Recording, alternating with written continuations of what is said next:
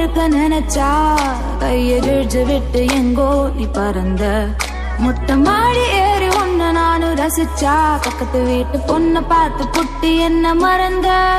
என் மனசுக்குள்ள சிக்காத நீ, என் கண் ரெண்ட தெக்காத நீ, என்ன பிச்சை எடுக்க வைக்காத நீ, எவ்வளவு பாடியும் கொஞ்சம் கூட கண்டுக்காத நீ. காத்தாடி நீ உன்னை கையில் பிடிக்க தவிக்கும்